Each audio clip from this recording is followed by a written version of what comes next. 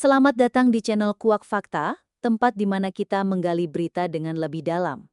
Kali ini, kita akan mengungkap sebuah topik yang mungkin akan mengejutkan Anda, terutama jika Anda tinggal di Jawa Timur. Anda pasti sudah sering mendengar tentang sound horeg, kan? Tapi tahukah Anda bahwa baru-baru ini, fenomena ini telah menjadi sorotan besar karena fatwa haram dari MUI? Dan yang lebih mengejutkan lagi, beberapa daerah, termasuk Kota Malang, kini telah mengeluarkan larangan tegas terhadap penggunaan sound horeg. Apa yang sebenarnya terjadi? Kenapa fenomena ini bisa menimbulkan kontroversi yang begitu besar? Mari kita telusuri bersama. Dalam beberapa minggu terakhir, Jawa Timur diguncang dengan berita tentang fatwa haram yang dikeluarkan oleh Majelis Ulama Indonesia MUI terkait sound horeg. Fatwa ini muncul setelah serangkaian insiden yang melibatkan gangguan ketertiban umum. MUI menyebutkan bahwa sound horeg yang seringkali digunakan dalam berbagai acara hiburan bisa menjadi haram jika menimbulkan gangguan atau terkait dengan perilaku maksiat. MUI menekankan bahwa sound horeg yang digunakan dalam kegiatan yang mengandung unsur negatif, seperti tari-tarian yang tidak sopan atau perilaku yang tidak sesuai dengan norma agama, akan dianggap haram. Namun apa sebenarnya yang dimaksud dengan sound horeg? Dalam istilah yang lebih sederhana, sound horeg merujuk pada sistem audio yang digunakan dalam acara-acara hiburan rakyat, terutama yang melibatkan musik dengan volume tinggi. Beberapa orang menganggap ini sebagai bentuk hiburan yang sah, namun bagi sebagian yang lain, suara keras dari sound horeg seringkali dianggap mengganggu ketentraman, apalagi jika disertai dengan perilaku yang tidak pantas. MUI bukan satu-satunya pihak yang merespon sound horeg. Pemerintah daerah di beberapa kota besar di Jawa Timur termasuk Kota Malang juga turut bereaksi keras.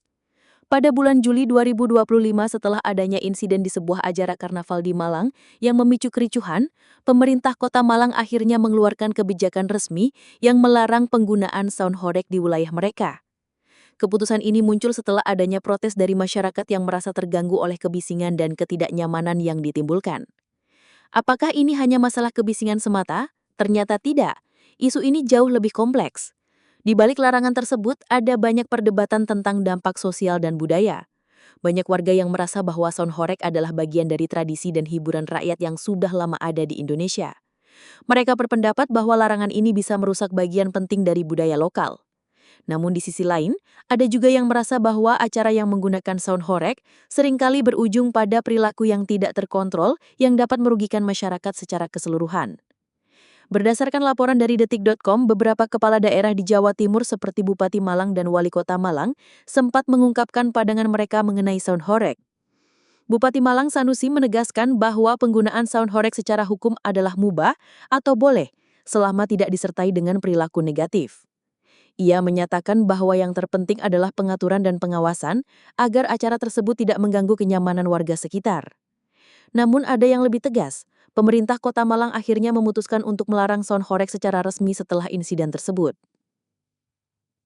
Di sisi lain, masyarakat di beberapa daerah masih merasa terkejut dengan keputusan ini. Warga Kota Malang seperti Indra, seorang pemuda yang aktif mengikuti acara hiburan, mengungkapkan rasa kecewa mereka. Bagi mereka, larangan ini menghapuskan sebagian dari hiburan yang mereka nikmati yang sudah menjadi bagian dari kehidupan sosial mereka. Kenapa harus dilarang? Selama tidak mengganggu orang lain, kami seharusnya bisa menikmati hiburan dengan cara kami sendiri, kata Indra. Pernyataan tersebut menggambarkan perasaan banyak orang yang merasa kehilangan. Namun tak hanya di Malang, bahkan di daerah lain seperti Blitar, pemerintah juga melakukan langkah serupa. Bupati Blitar Rini Syarifah mengeluarkan peraturan yang membatasi penggunaan sound horeg dengan tujuan untuk menjaga ketertiban dan kenyamanan masyarakat. Ia menekankan bahwa penggunaan sound horeg tetap diperbolehkan, asalkan tidak disertai dengan hal-hal yang mengarah pada perbuatan maksiat. Tentu saja, di tengah perdebatan ini ada banyak pihak yang berusaha menemukan jalan tengah. Beberapa budayawan menyarankan agar masyarakat lebih bijak dalam memilih acara dan mengatur penggunaan sound horeg. Mereka menyarankan agar acara hiburan tetap dapat berlangsung, tetapi dengan aturan yang lebih ketat agar tidak mengganggu kenyamanan warga sekitar. Sebuah solusi yang menyeimbangkan antara kebebasan berekspresi dan tanggung jawab sosial. Lalu, apa yang bisa kita simpulkan dari semua ini? Satu hal yang jelas adalah bahwa sound horeg bukan sekedar masalah hiburan, tetapi juga mencakup isu sosial dan budaya yang lebih besar. Ada yang merasa terhibur, ada juga yang merasa terganggu. Di satu sisi, kebisingan yang ditimbulkan dapat memicu keresahan, tetapi di sisi lain, Acara ini juga menjadi bagian dari tradisi yang telah mengakar di masyarakat. Maka dari itu, penting bagi kita untuk memahami bahwa setiap keputusan yang diambil oleh pemerintah, MUI atau masyarakat tidak bisa begitu saja dipandang sebelah mata.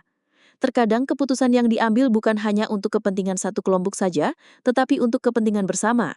Dalam hal ini, ketertiban umum dan kenyamanan masyarakat harus menjadi prioritas tanpa mengabaikan hak-hak individu untuk menikmati hiburan. Apakah Anda setuju dengan larangan sound hodek di beberapa daerah? Atau apakah Anda merasa ini terlalu jauh?